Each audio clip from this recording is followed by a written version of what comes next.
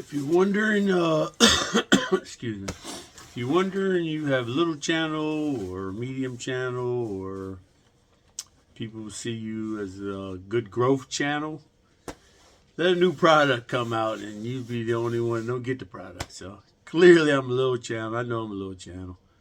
I grow slowly and I'm trying to get to there where had them videos that people really like. I can only come up with ideas, so I keep doing what I do. Slow growth, but it's actually fun. I do it for fun. I don't make big billions of money, and people don't send me money, fan base money. I get people like some of my videos, so I send it out. So new Prodigy came out. They got the I think it's 3.5-inch compact and a 4.25-inch compact. Everybody got it but me. I never get the new products. Yeah, that's okay. I know I'm a little channel. But anyway, I'm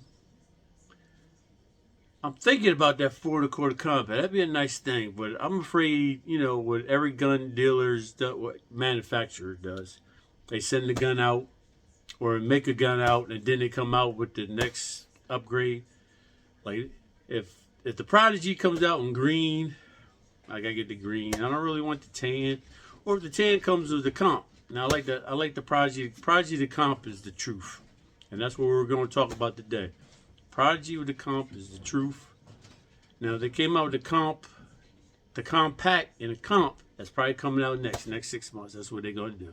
And I'll buy the 4.25 compact and think I'm bad carrying it, send it out to get ported, and then they start making a comp. Yeah, I thought I can get them ported pretty cheap, so, you never know. Anyway, but that's not what this video is about. This video is about the Prodigy Comp. My Prodigy Comp. And I say my Prodigy Comp because, you already heard about the Prodigies, so it's nothing new. I just like to tell you what I did. This is now my favorite gun. This has actually beat my Dan Weston now. And if y'all seen the video, I'll put them toe to toe. And didn't realize how. Now I can't say much because that still is not real recoil in the Dan Weston and my TS, my Tactical Sports CZ. You don't realize the recoil until you get this. Like them things are smooth shooter. If I shoot a regular gun and then shoot them, it's like something went wrong. Like it had a misfire or something. You're like, man, is something coming out? But now if I shoot this compared to them, so now after I got this, I always do that. Once I get a good gun, I always make the last gun better than the gun previously. You learn. And the first thing I learned is I'm a high temperature grease guy. Lucas high temperature gun grease. Not no more. You don't realize it in the polymer guns, but 1911s, CZs do not like grease. They're like, oh. And you wouldn't believe the friction I got using that. I greases up like I normally do. Because I like the grease because it's easy. All I got to do is wipe it off. I ain't got to do no real clean. I wipe that grease off, repack it. Gun's clean. Where oil, it just seems to get, I don't know, carbon build up because of the oil. I don't know. I just like the grease seemed to work better. But not no more. So every time I clean my gun, I use Lucas gun oil instead of gun grease. The only reason why I don't want to rant on you guys. The only reason why I moved away from oil because I'm carrying it. The next thing I know, and then drip because I appendix carry. Next thing I know, I got grease spots on my underwear, looking like I'm peeing myself. Is because the damn gun is dripping on me because I over oiled it or something. Because I like to put plenty in there, and it just makes it a greasy thing. Oily thing, I should say, where the grease didn't do that. But and learn to apply the correct amount of oil, and I'll be all right. So again, I had greased this up. I cleaned it. I said, let me try the oil. And the reason why I did that, when I first got this, failure to eject. I'm like, what's going on? You know, I know it had like a 12-pound guide rod spring, and that would mean the casings were just dribbling out. Bloop, bloop. I said, man, I got to speed that thing up. That's not good. That thing got to come back faster than that. So I knew I had to go light. So I'm looking online, you know, yada, yada. I see people you go up. I'm not understanding that. Man, something's falling apart in the basement. I got a hole in the basement.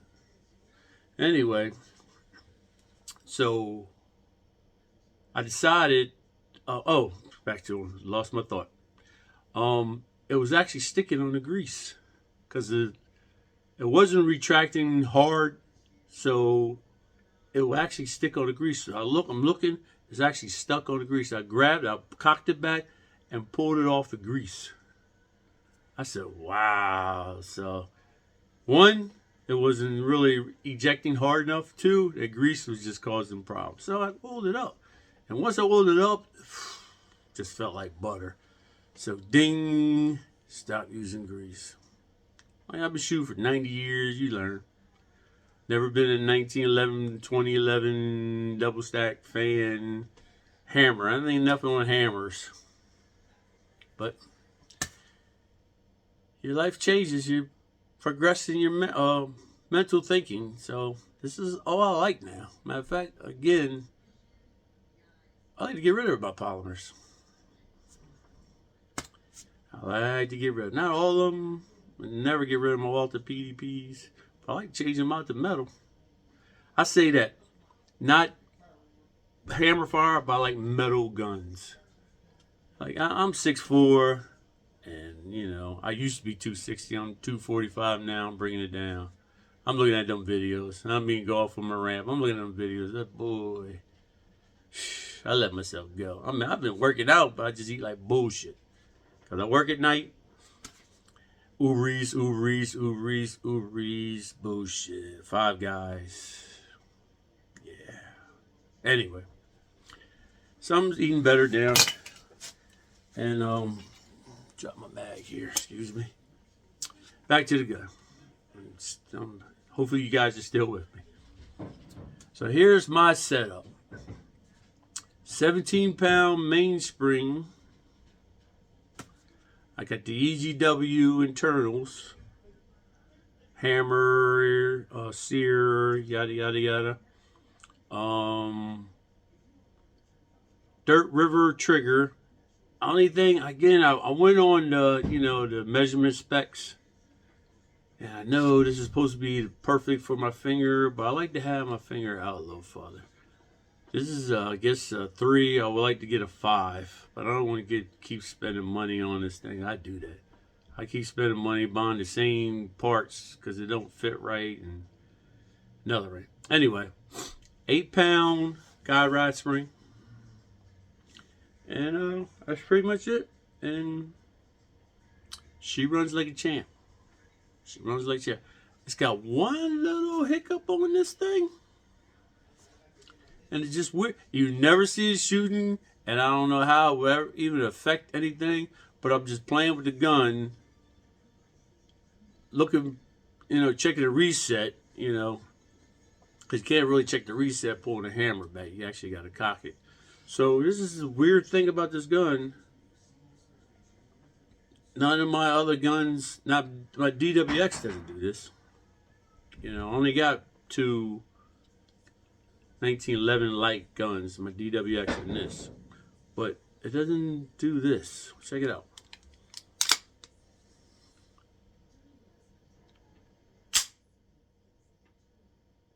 See what I mean? If it's fine, that's butter. But if I hold the trigger,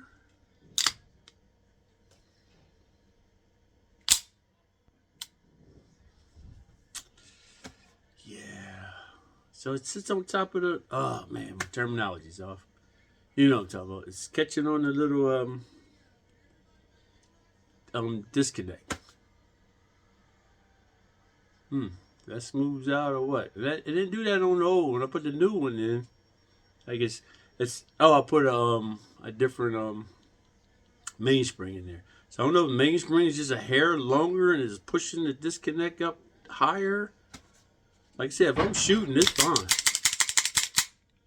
But if I'm just, like I said, I'm checking my I go to trigger, it does it, or if there's a little slight movement, it goes. So it's just on there by hair. So of course, if it's banging away, it's not going to do that. If I do it slowly, I mean, it don't bother me. I just wish it didn't do that because I know it ain't supposed to do that. So again, it didn't do that on the factory stuff. When I put the new stuff in there, yeah.